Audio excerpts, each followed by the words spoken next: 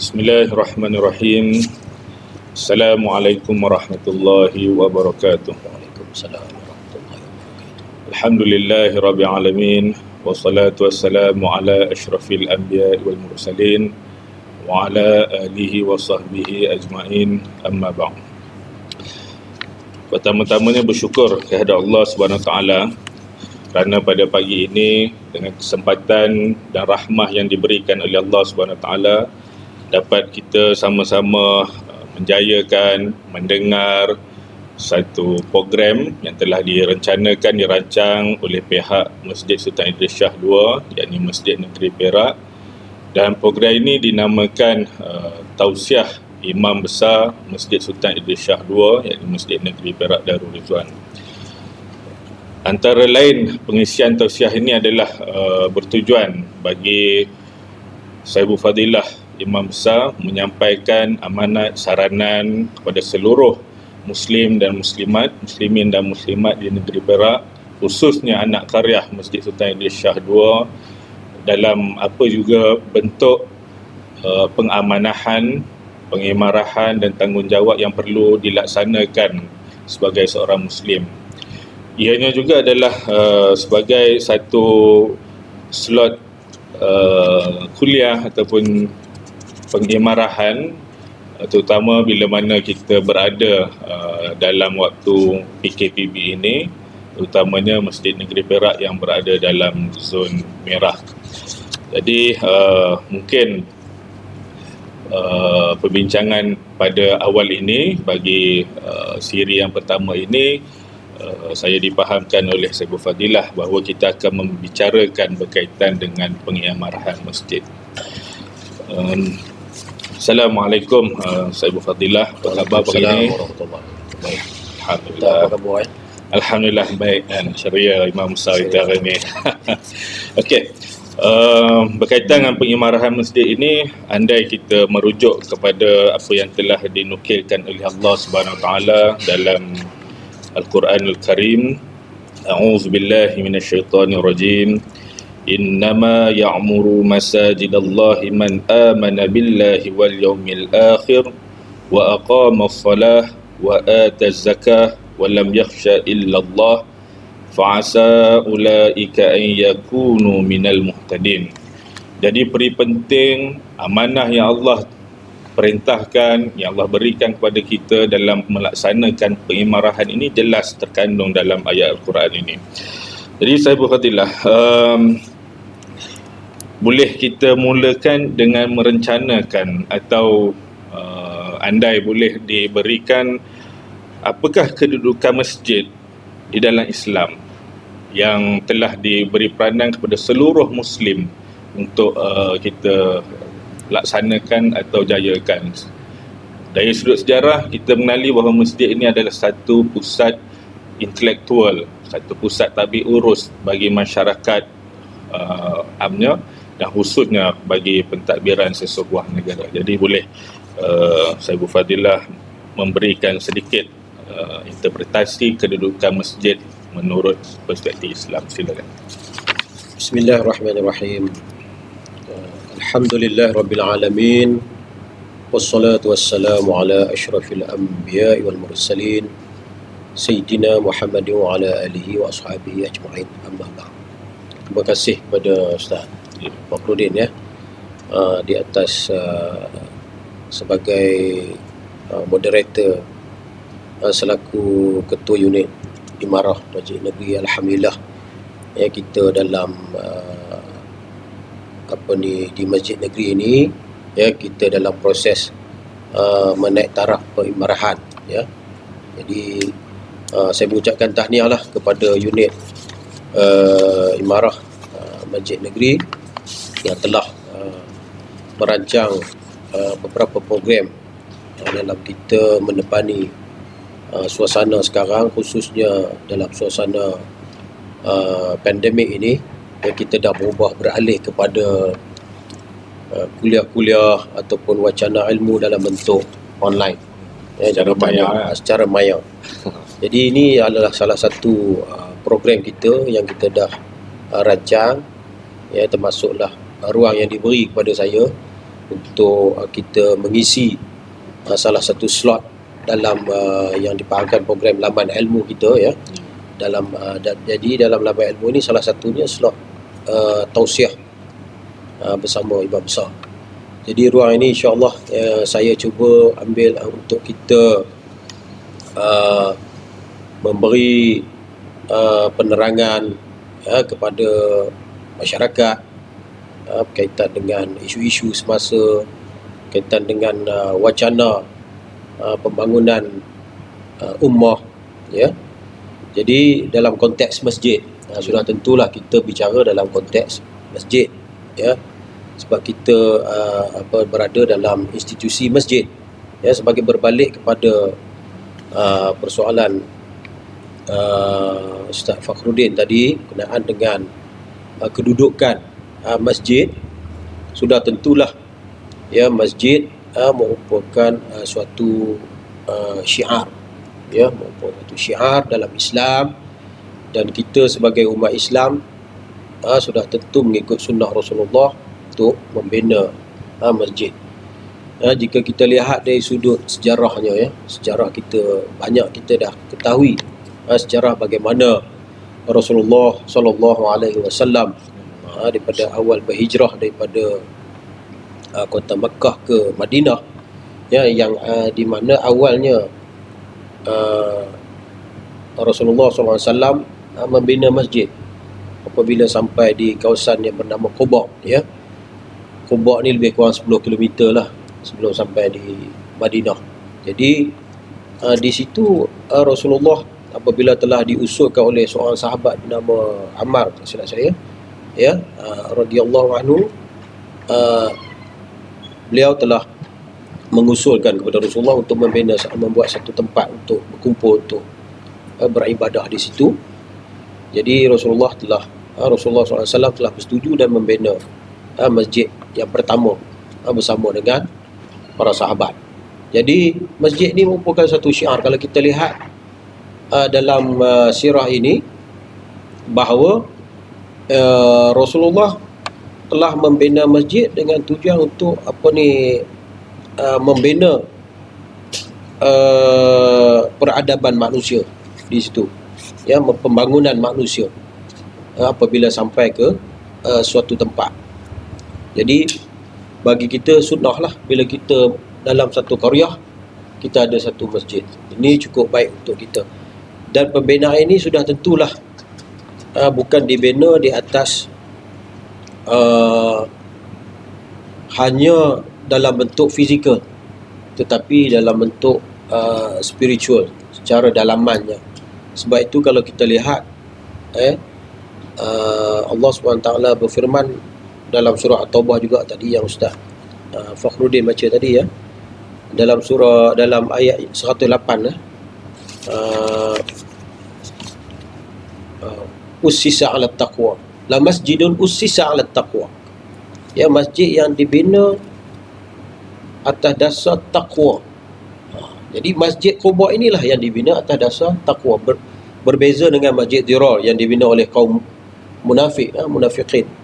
Jadi kita lihat kedudukan masjid itu suatu syiar yang mesti dibina di atas dasar takwa. Takwa kalau kita tengok dari segi takrifannya iaitu pelihara, wiqayah itu pelihara. Jadi kita pelihara diri kita daripada dengan melaksanakan perintah Allah dan meninggalkan larangannya. Dalam konteks masjid, apa yang kita laksanakan dalam konteks masjid untuk melaksanakan apa yang diperintahkan oleh Allah dan meninggalkan larangannya. Jadi itu kita tengok itulah ya, kedudukan masjid yang kita kena tahu betapa besarnya, betapa tingginya kedudukan masjid itu. Selain daripada sekarang kalau kita tengok ya, lebih berkembang lagi masjid mungkin kita boleh kembangkan dengan program-program ya, program-program. Di peringkat awal begitulah Rasulullah ya, bila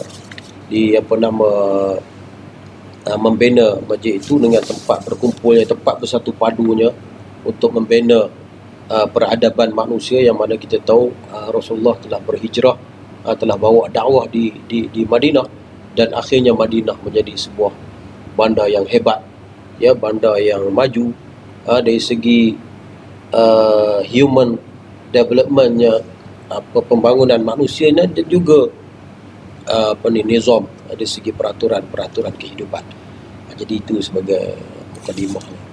Jadi begitu luas menurut apa yang telah Saudara Fadilah nyatakan tadi, maknanya fungsi peranan masjid ni begitu luas, merangkumi ruang ekonominya, pentadbirannya, sosial budayanya, pendidikannya. Jadi andai itulah peranannya, itulah fungsi dalam pembinaan human development ataupun pembangunan manusia itu tadi, maka boleh Saudara Fadilah berkongsi sedikit apakah ciri-ciri orang yang sepatutnya mengimarahkan masjid ini supaya dapat diimarahkan dengan betul dan menurut lunas-lunas yang telah digariskan di dalam Al-Quran dan hadis. Silakan. Baik, terima kasih Ustaz Fakhruddin, ya. Jadi kalau kita lihat dalam Islam, ya, base kepada kita sebut tadi usisa ala taqwa tadi, ya, lebih jelas lagi dalam juga surah Al-Baqarah yang surah At-Taubah yang enta baca tadi, iaitu ayat 18, ya, lebih perinci kepada ciri-ciri manusia yang mengimarahkan masjid, ya, yang dikatakan takwa tadi, iaitu orang yang wa aqamas solah man amana billah, innama ya'muru masajidallahi man amana billah wal yawmil akhir wa aqamas solah wa ataz zakah wa lam yakhsha illallah, ya. Di antaranya disebut yang pertama, orang yang mesti, orang syarat ni, orang tu orang yang beriman kepada Allah. Ya, kita boleh lihat orang yang memakmurkan masjid, mengimarahkan masjid ni, orang tu orang yang kita dah tahu dah, dia orang tu orang yang beriman, orang yang datang dengan ikhlas nak solat, orang yang telah menerima Islam, orang yang cintakan Islam, ya, Mengabdikan diri yang kepada mengabdikan Allah. diri kepada Allah, yang mengesakan Allah. Kita boleh kaitkan dengan akidah, ya, orang yang beriman, ya, maknanya orang yang beriman, man amana billah, orang yang beriman kepada Allah. Bila sebut beriman kepada Allah, itulah ibunya, ya, itulah kuncinya, ya, di atas kepatuhan dalam semua sudut, ya. Sebab apa? Beriman dengan Allah itu adalah asas. Qul amantu billah thumma istaqim. Nabi SAW bersabda, ya, kamu beriman dengan Allah, kemudian kamu beristiqamah, ya. Jadi bila kita lihat orang yang beriman dengan Allah, ciri-ciri orang yang orang yang beriman tu, dia akan mengimarahkan masjid, ya. Dia datang masjid kerana dia beriman kepada Allah, bukan kerana suatu yang lain yang bercanggah dengan yang kita kata masjid Dirar tadi, iaitu base kepada orang-orang munafik, ya. Yang kedua, beriman dengan hari akhirat. Orang yang beriman dengan hari akhirat, orang yang nampak orang yang percaya dengan wujudnya hari akhirat, hari kemudian, hari pembalasan, ya. Apa yang kita buat di dunia ni ada habuan dia di akhirat. Bila dia bangunkan masjid, dia nampak ganjaran dia di akhirat. Bukan sekadar dia dapat di masjid, tetapi dia dapat di akhirat. Dapat dua. Dia dapat Di dua. Dunia pun dapat, Dunia di pun akhirat dapat, di akhirat dapat. Ini ciri-ciri orang yang beriman dengan hari akhirat, orang yang mengimarahkan. Itu yang betul-betul orang yang genuine membangunkan masjid, iaitu untuk dapat habuan di dunia dan habuan di akhirat. Tadi pertama beriman dengan Allah, yang kedua dia nampak bahawa apa yang dia buat ni mahligainya akan dibina di akhirat nanti.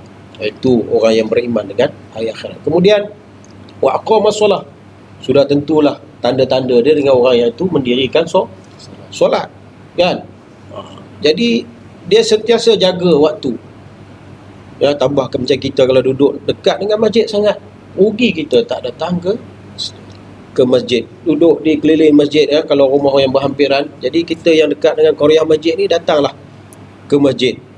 Itulah antara orang-orang yang membangunkan masjid, datang berjamaah, sebab sembahyang jemaah tu sebagai fardu.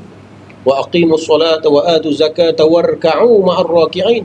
Ya Allah berfirman, Dirikanlah solat, keluarkanlah zakat dan rukuklah bersama orang-orang yang rukuk. Jadi orang yang mengimarahkan masjid itu ialah orang yang mendirikan solat. Mesti wajib kita jaga solat 5 waktu. Ya. Ya, bila kita solat, sudah tentulah di sana dapatlah kelebihan-kelebihan dia dengan datang berjemaah tadi, antara relation silaturahimnya kita, kesatuan umat Islam. Di sana dia bina secara dalaman roh dalaman kita dan juga luaran kita sebenarnya dalam hikmah daripada ibadah solat itu sendiri. Dan yang keempat cirinya lagi wa aqamus solat wa ataz zakah, kan, dan mengeluarkan zakat. Orang yang mengeluarkan zakat ni juga tanda-tanda orang yang mengimarahkan masjid. Sebab tu kalau kita tengok di masjid ada amil-amil. Ya, di masjid ada amil-amil yang dilantik oleh majlis agama untuk. Jadi umat Islam, ahli qaryah kena alert benda ni. Kena peka wujudnya amil. Ya, jadi bila kita pergi ke masjid, kita tahu tempat untuk, salah satunya untuk kita mengeluarkan zakat. Dan mereka itu pula, zakat itu juga mengagihkan, sepatutnya mengagihkan daripada masjid pula, mengagihkan bantuan-bantuan zakat tadi kepada asnaf. Ya, jadi kita nak tengok ciri-ciri orang yang mengimarah masjid ni, dia mesti mengeluarkan zakat. Kalau orang tak keluarkan zakat yang wajib ni, maknanya dia belum genuine lagi orang yang mengimarahkan masjid. Jadi masjid dengan institusi zakat ni tidak dapat dipisahkan sebenarnya. Mesti kita kena gunakan bangunan masjid ni untuk satu sudut ke satu ruang dipejabatkan untuk kutipan zakat dan agihan zakat, baru masjid tu hidup. Sebenarnya sepatutnya begitu. Ya, sebab tu kalau kita tengok bila tadi saya sebut ada amil dan ada pengagihan, dalam konteks di sini kita di masjid kita ada tabung, kita ada program berkongsi kemewahan dan sebagainya untuk kita bantu asnaf. Tapi nak lagi baik, ada pula peruntukan zakat di sini untuk amil-amil tadi mengagihkan pula. Itu lebih baik. Mana secara tidak langsung, simboliknya memang Allah dah atur dalam sistem. Dah dalam kita Quran yang perlu mengkoreksi balik. Kita koreksi dan kita mengolah apakah peranan masjid yang Allah sebut di situ, jelas untuk kita praktikkan. Ya, jadi kita nampak tadi mengeluarkan zakat. Sebab itu benda yang wajib dan dia dapat secara tak langsung dapat membantu masyarakat. Kita nampak itulah tanggungjawab sosial masyarakat. Ya, daripada masjid dia keluar balik kepada masyarakat, pada anak qaryah. Dan yang satu lagi dia sebut walam yakhsha illallah, dan orang yang tidak takut melainkan kepada Allah. Mana kita nak laksanakan, orang yang bertakwa ini, orang yang melaksanakan, orang nak mengimarahkan masjid ini, orang yang hatinya kuat untuk membangunkan agama. Ya, itu untuk melakukan fa'asa ulaika ayyakunu minal muhtadin. Semoga kita termasuk orang yang mendapat petunjuk. Dengan menjadi orang yang memenuhi ciri-ciri pengimarahan masjid ini, kita menjadi orang yang mendapat petunjuk daripada Allah Subhanahu wa taala. Jadi itu dia antara ciri-ciri yang digariskan dalam Quran sendiri. Baik. Saya berfadilah bila kita melihat apa yang berlaku di dunia dan di negara kita, khususnya di negeri Perak sekarang ini, khususnya di masjid kita lah. Apa yang kita bincangkan tadi, mungkin peranan fungsi masjid yang dilaksanakan secara norma lama. Namun sebagaimana yang Nenta sebut, bila mana situasi dalam keadaan pandemik ini, ada masjid yang berada dalam zon hijau, zon kuning, boleh dilaksanakan program-program pengimarahan itu secara fizikal, secara kebiasaan. Namun terdapat beberapa qaryah, beberapa masjid yang berada dalam zon merah. Jadi bagaimanakah keinginan yang berkobar-kobar di kalangan jawatankuasa masjid ini ingin melaksana pengimarahan itu, namun berada dalam zon merah. Jadi boleh saya Fadilah kongsikan apakah pelaksanaan atau wajaran pengimarahan dalam bentuk ataupun dalam zon merah yang perlu dilaksanakan oleh pihak masjid, namun tidak dilupakan juga untuk menyeru kepada masjid-masjid yang berada pada zon kuning dan zon hijau melaksanakan juga, jangan meninggalkan walaupun berada dalam keadaan PKPB, pandemik, tapi tidak terikat kepada zon merah. Juga kita mohonlah saranan daripada Abu Fadilah agar dua-dua keadaan ini dapat menjayakan pengimarahan sebagaimana yang telah diserukan oleh Allah SWT, digariskan dalam Al-Quran dan As-Sunnah. Silakan. Terima kasih kepada Ustaz Fakhrudin. Sebagai saranan ya, daripada persoalan yang telah ditimbulkan tadi, khususnya dalam suasana sekarang ya, jadi kita kata sebagai pentadbir masjid lah ya, pentadbir masjid dan juga anak Qaryah, kita sebenarnya dalam bangunkan masjid ni kena sama-sama berganding bahu, merancang, memikir, memberi pandangan, memberi idea ya. Tak semestinya terletak pada bahu pentadbir je. Jika anak Qaryah ada idea, boleh salurkan mengikut saluran yang tertentu, betul, saluran yang betul ya, dalam mesyuarat dan sebagainya ya. Jadi di antara yang kita boleh lihat sekarang, kita Islam ni kita sentiasa merubah kepada yang terbaik. Ahsanu amala, kita buat yang terbaik. Dalam konteks masjid, pembangunan masjid juga ya, kita cuba buat yang terbaik mengikut suasana kita ya. Sebagai saranan, tadi kita sebut sebagai saranan, boleh kita merangka dan merancang serta kita melaksana beberapa program aktiviti pengimarahan. Macam sekarang kita ada dibahagi kepada 2 zon ataupun 3 lah, tapi yang zon kuning dengan zon hijau tu macam sama aja. Praktisnya sama. Praktisnya sama kan. Macam kalau di Perak ni segala kebenaran tu diberi secara bersama pada zon kuning dan zon hijau. Boleh melaksanakan solat berjamaah ya. Jadi kuliah-kuliah. Okey, bagi zon kuning ni seolah-olah macam tidak ada apa-apa dari segi halangan dari segi aktiviti. Tetapi diperintahkan ataupun disuruh kita supaya mematuhi SOP. Dalam pelaksanaan ini kita mesti kita mesti mematuhi SOP dalam penjagaan hifzul nafs ni, hifzuddin ya. Kita kena ini arahan pemerintah. Jadi tidak sebagai kita seorang Islam, seorang Muslim yang menjalani ketaatan kepada pemerintah mengikut sistem Islam ini, maka kita kena ikut SOP ya. Dengan hadir ke masjid dengan berwuduk terlebih dahulu, membawa sejadah, pakai masknya. Okey, bila kita melaksanakan jadi aktiviti lain seperti biasa, ibadah di situ, kita jangan hanya memenuhi ibadah khusus seperti semayang saja, iktikaf ke, zikir ya. Kita tambah sikit kepada kuliah-kuliah. Kuliah ni pun kita rancangkan kuliah, tak ada masalah, tapi dengan syarat tadi patuhi SOP ya. Apabila dibenarkan, maknanya kawasan kita tu boleh buat seperti biasa. Janganlah kita ragu-ragu ya, dengan syarat kita jaga yang tadi, itu yang pentingnya. So jawatan kuasa takbir ataupun jawatan kuasa qaryah perlu melaksanakan aktiviti-aktiviti pengimarahan seperti kuliah ya, kuliah-kuliah tadi di samping.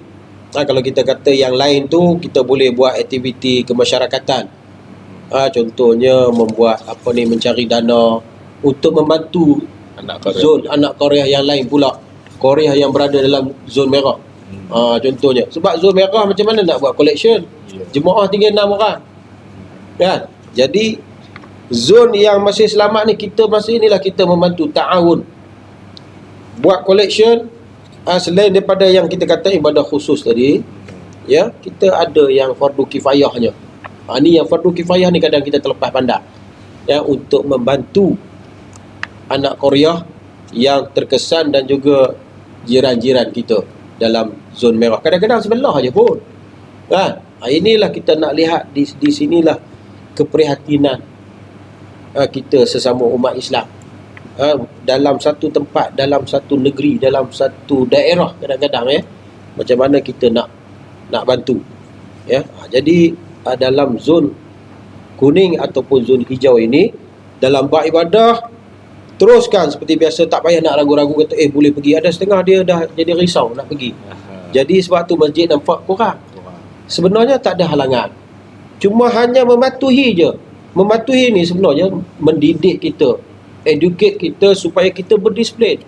Lebih-lebih lagi bila kita datang ke masjid, kita datang ke masjid, watak kita ni watak orang yang beriman, no? Watak orang yang beriman. Janganlah kita bandingkan dengan pasar raya. Watak masjid selalu banyak orang salah faham. Watak masjid dibandingkan dengan watak di pasar raya. Tak boleh. Kita memang masa ni kita memang tadi usisa ala taqwa. Kita dah sebut kan.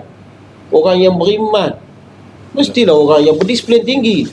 Jadi kita nak ikut pula disiplin yang di luar tu nak dibawa ke masjid. Kenapa? Kan ini penjelasan ini kita kena faham. Kedudukan ini. Bandingan persepsi masyarakat itu tidak tepat. Tidak tepat. Jangan patut kita bawa akhlak dalam masjid ni keluar. Beraturnya, menjarakkan ni, disiplinnya, berakhlak mulia, kan, jaga kebersihannya. Begitu. Bukan kita nak ambil banding yang buruk tadi bawa ke masjid supaya kita jadi huru-hara kat masjid. Tidak. Sebenarnya ini perlu masyarakat perlu tahu perbandingan ni. Jadi bagi zon kuning dan zon hijau ini, teruskan aktiviti seperti biasa dan ditambah mengikut suasana. Kita boleh rancang tadi macam saya sebut, tabung-tabung bantuan ke, kita boleh buat aktiviti kemasyarakatan, gotong royong dan sebagainya ni banyak kita boleh buat. Selain daripada kita kata yang khusus di pekarangan masjid, aktiviti biasa tetapi mengikut lunas-lunas yang dibenarkan. Kalau kata majlis kenduri pun di luar masjid kan, tapi berhampiran dengan masjid, tapi mengikut jumlah yang telah dibenarkan. Maknanya aktiviti itu boleh kan, kita boleh kembangkan. Sebenarnya banyak lagi kalau nak cerita pasal tadi dari sudut perekonomian. Kita boleh pecah kepada tiga. Politik, ekonomi dan sosial. Kalau kita nak kembang tiga ni macam-macam kita sebut. Dari segi politiknya, fikrahnya apa dia? Kita nak banner di situ, pemikiran, pentadbiran. Masjid sebagai pusat pentadbiran. Kalau kita tengok Rasulullah SAW pun begitu, pusat pentadbiran, perancangan di situ. Kalau kita nak tengok dari segi sosialnya tadi, pembangunan sosial, termasuklah zakat tadi, syiar zakat tadi. Dan masuk yang ketiga dalam kita menyantuni non-muslim, dakwah non-muslim, termasuk dakwah sosial. Kalau kita nak kembang kepada tiga perkara ni, untuk otak kita senang nampak. Dan yang ketiga dari segi ekonominya, ekonomi, sebenarnya zakat pun ekonomi, dan kita boleh jana tadi dari sudut kita nak bantu, nak buat kita kata tabung, koperasi masjid dan sebagainya, gabungan modal-modal orang Islam contohnya kan, kita kata orang Islam boleh invest di situ dan boleh create satu boleh jadi satu bisnes untuk ekonomi orang Islam juga. Di samping di sekeliling. Dulu saya pernah sebut di daerah dulu, masa saya bertugas di daerah, saya minta masjid-masjid ni buka kedai gunting rambut di mana kawasan masjid yang ada ruang, boleh buka satu kedai. Sebab kita tengok untuk orang Islam ni kurang, nak potong rambut kena pergi kedai ni kan. Jadi kita boleh buat. Itu fardu kifayah. Orang Islam semua orang nak potong rambut sebenarnya kan. Jadi kita boleh pergi ke kedai gunting rambut di masjid-masjid Korea masing-masing. Tak langsung boleh merangsang ekonomi anak Korea tu. Ada dua benda yang kita boleh buat berhampiran masjid ni. Kalau ada kawasan masjid yang ada kawasan, satu kedai gunting rambut, yang kedua kedai mini market dan sebagainya di masjid. Jadi anak Korea boleh membeli di situ. Ini bukan isu ni isu untuk ekonomi anak Korea. Kemudahan dan ekonomi. Bila orang Islam semua berkumpul di masjid, bila dia bertebur, macam kita tengok konsep di Mekah dan Madinah, Masjidil Haram, bila keluar pergi membeli. lepas beribadah, bila nak beli keperluan, keluar je sikit daripada ruang. Rangsangan ekonomi pun berlaku, berlaku. jihad ekonomi Islam pun berlaku. Jihad berlaku, dalaman tadi pun berlaku, hablum minallah berlaku, hablum minan nas pun berlaku. Alhamdulillah. Okey, sikit lagi yang zon merah belum sebut Ya, tadi. saya. Okey. Terlupa duk rancak cerita pasal zon hijau ni, sebab bila dia bebas, kita boleh buat macam-macam. Yang zon merah ni kita kena terimalah hakikat bahawa ini dalam tujuan hifzul nafs, hifzuddin. Ya, pemerintah buat ni, kita janganlah kita kata menghalang kita untuk menyekat untuk kita beribadat. Sebenarnya untuk bagi kita buat ibadat ada ganti cara lain. Malah fadilat-fadilat tertentu pun Allah beri pada kita, orang yang istiqamah mendirikan solat jemaah, sebenarnya dia dapat pahala yang sama sebenarnya. Ya. Jadi kita kena cari kita kena bijak ambil alternatif kita. Kita rancang suatu yang sesuai dengan keadaan suasana yang kita hadapi di tempat kita, di masjid kita. Apabila masuk dalam zon merah, kita dihadkan aktiviti, boleh kata ditangguhkan aktiviti, boleh kata macam semualah, tinggal semayang jemaah pun hanya tinggal 6 orang. pegawai masjid sahaja, imam bila siap 6 orang. Ya. Jadi bila kita kata dah ahli qaryah tak dapat datang, so apa pula daripada masjid nak sampaikan kepada qaryah? Apa cara? Kalau tak boleh cara fizikal, kita guna cara maya. Ini salah satu contoh. Secara maya, Pendekatan dakwah secara teknologi. pendekatan dakwah secara teknologi. Ya, kita tengok ini juga salah satulah. Ini orang kata apa, di antara pelaksanaan kita apply cara masjid negeri ini. Salah satunya sebab tu kita rancakkan, ya. Kita bincang macam kita bincang dalam syariat kita lah, saya nak kita rancakkan program-program pengimaran dengan segera. Bila jatuh je merah je, terus kita minta kita terus start kepada program-program secara maya ini, dan kita sebar luaskan, kita promote supaya masyarakat kita tahu. InsyaAllah tuan-tuan ya, tuan-tuan hebahkanlah dengan adanya Facebook Masjid Negeri Perak, adanya YouTube ni, Telegram lagi ya, macam-macam lah. Tahniah lah pengurusan Masjid Negeri Tahniah lah. berjaya. Saya tahniah kepada semua pegawai dan kaki tangan di Masjid Negeri, sama-sama berganding bahu menjayakan program-program pengimarahan secara maya ni. Dan macam-macam kita boleh buat sebenarnya selain daripada kuliah-kuliah saja. Macam kita boleh buat forum, seminar, dalam bentuk maklumat. Begitu juga iklan-iklan sebenarnya. Ya, iklan-iklan. Mungkin lepas ni kita akan kembang lagi dakwah kepada kita hidupkan balik nanti kelas-kelas anak-anak kecil kita Quran. Kita ada kelas dulu, ada kelas kafar belia. Mungkin kita kuliah tu kita akan hidup balik khusus untuk belia pula. Dan juga sebagai tahfiz junior. Ya, tahfiz junior ni untuk Al-Quran. Cuma dalam bentuk hafazat tak apa, kita akan cari mekanisme tu, macam mana kaedah pelaksanaan dia.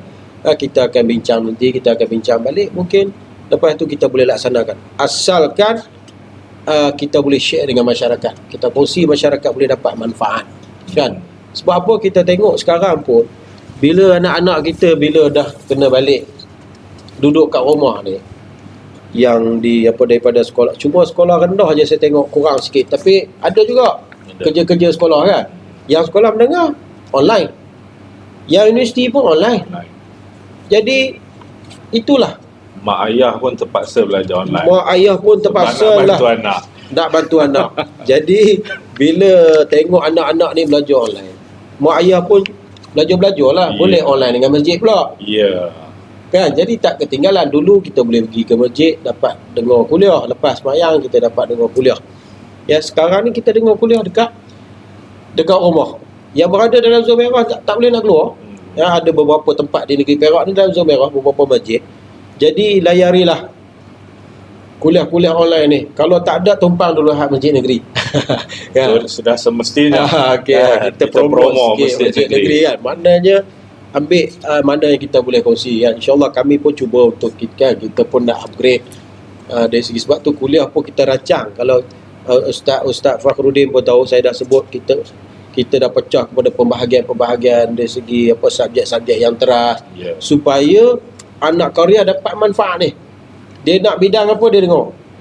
Nak akidah ke, nak fiqh ke, nak akhlak ke, nak Quran, nak tafsir, nak hadis, Dakwah. dakwah. Ada.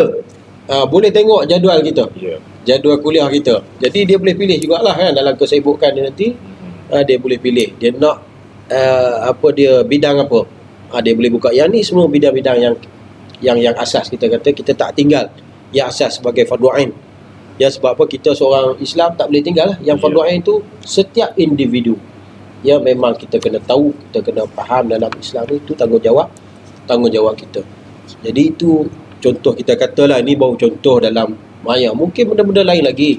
Sebenarnya dalam selain daripada bantuan-bantuan, kita boleh buat misi-misi bantuan kan. Dan juga perkara-perkara lain juga mungkin kita boleh buat. Kita kena sentiasa berkongsi idea. Jawatan kuasa masjid kena duduk, berbincang, bermuzakarah. Apa yang kita boleh salur pada anak Korea bagi kita yang berada dalam zon merah ni, apa yang kita boleh buat. Jadi, bukan makna kita tawakuh semua sekali, langsung tak bergerak kan. Tapi kita kena rancang. Takbir masjid perlu proaktif. Kena proaktif, ya. Anak karya juga perlu memberi idea pada pentadbir masjid dalam mengimarahkan karya. Dan terus kita ikutlah program-program yang masjid anjurkan. Jadi tahniah Masjid Negeri. Kita rancang, kita lihat adanya kuliah-kuliah yang kita namakan sebagai laman ilmu. Dan program fizikal Masjid Negeri, yakni sijil pengajian masjid juga diolah, ditransform dalam bentuk maya. Berlaku setiap minggu, setiap hari Sabtu, dan Alhamdulillah anak karya dan pelajar-pelajar SPM dapat mengikuti dengan jayanya. Jadi mungkin di akhir boleh Saibul Fadilah memberi kesimpulan dan saranan akhir juga bagaimana keseluruhan masjid dalam konteks imarah kita ambil dari skop dakwah dalam kita menyantuni masyarakat yang bukan Islam supaya mereka mendapat kefahaman Islam yang benar. Dan akhirnya Saibul Fadilah boleh simpulkan berkaitan dengan topik yang kita bincangkan pada hari ini. Silakan. Okay, bila kita dah sentuh berkaitan dengan dakwah tadi yang disebut oleh Ustaz Fakhrudin tadi, sudah tentulah agama Islam ni agama dakwah, tabligh, yang menyampaikan agama yang jelas, yang terang, dapat membantu setiap manusia, rahmatan lil alamin, yang menjadi rahmat kepada sekalian alam, bukan hanya untuk orang-orang Islam saja, tetapi semua seluruhan, malah seluruh makhluk ciptaan Allah boleh dapat merasai nikmat Islam tu sendiri. Dalam konteks kita kata konteks masjid, kita boleh mengajak ataupun berdakwah kepada non-muslim ini dalam bentuk menunjuk, memberi contoh yang terbaik kepada mereka. Ada segi layanan, menyantuni. Kadang-kadang kita kata masjid-masjid yang besar ni dilawati, datang untuk melawat ke masjid-masjid yang besar. Jadi ketika itulah jawatankuasa Korea ataupun pegawai masjid perlu menyantuni. Kita kena tetapkan ada petugas, ada pegawai di situ untuk menyantuni tetamu, pelawat, khususnya yang bukan Islam. Jadi yang pelawat-pelawat kita, petugas-petugas kita ni mestilah punya kemahiran tertentu dari segi komunikasinya, dari segi bahasanya, penguasaan bahasa, supaya dakwah itu lebih mudah disampaikan. Dan juga informasi juga penting. Kita kena ada rak-rak informasi, ada bahan bacaan, buku panduan kepada mereka. Kalau selain daripada kita menyampaikan secara verbal, selepas itu kita boleh beri risalah-risalah kecil untuk tentang kefahaman bahawa Islam ini agama yang aman, sejahtera, sesuai dengan namanya, Islam yang selamat, yang damai.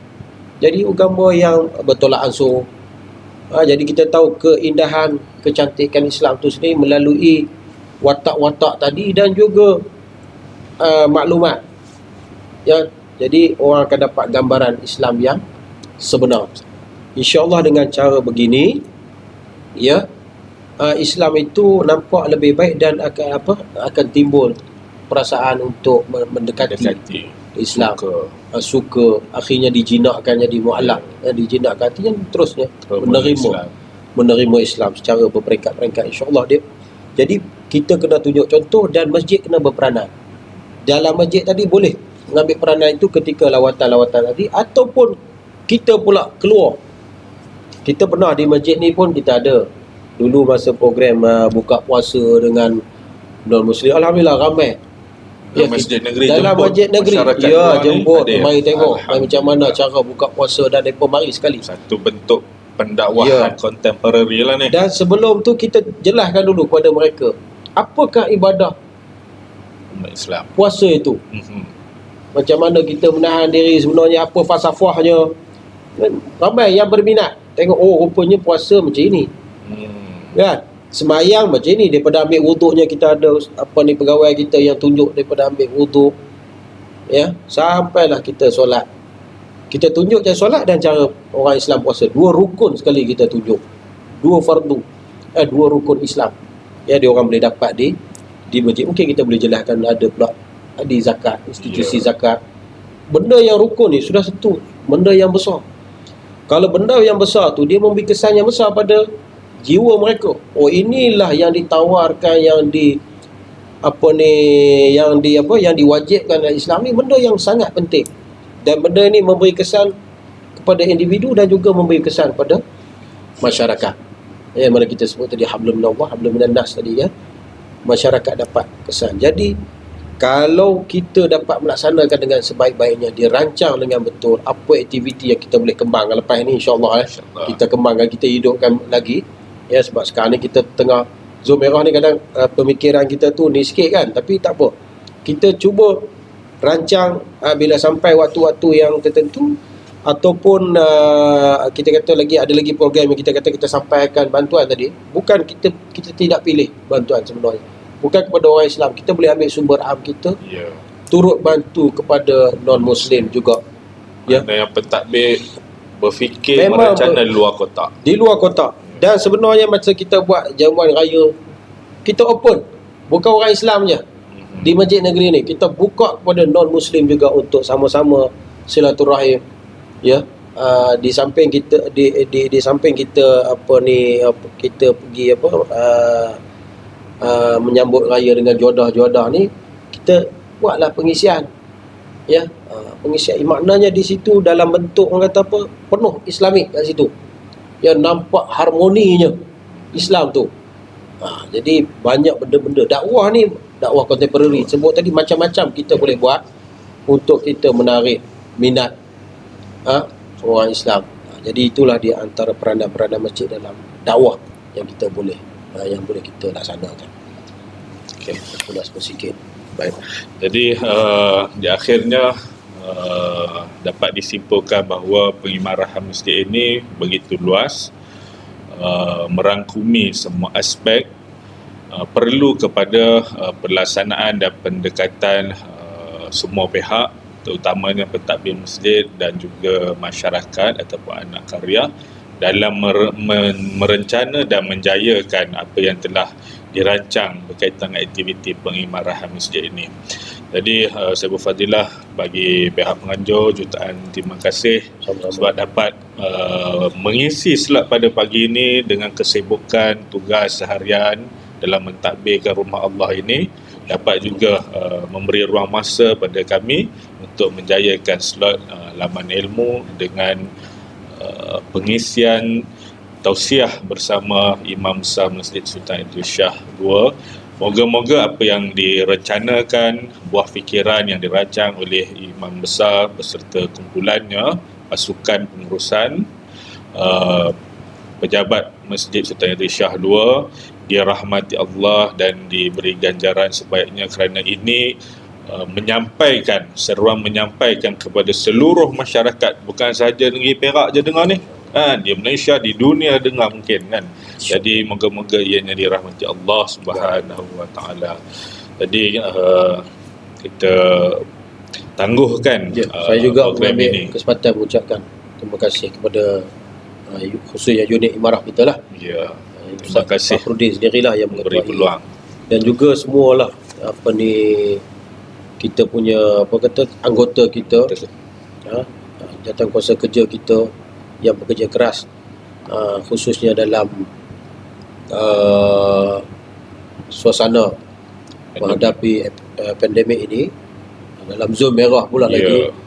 Kita dengan keselamatan kita, penggiliran kita bekerja ni, kita dapat juga memberi orang kata maksimum, memberi kerja secara maksimum.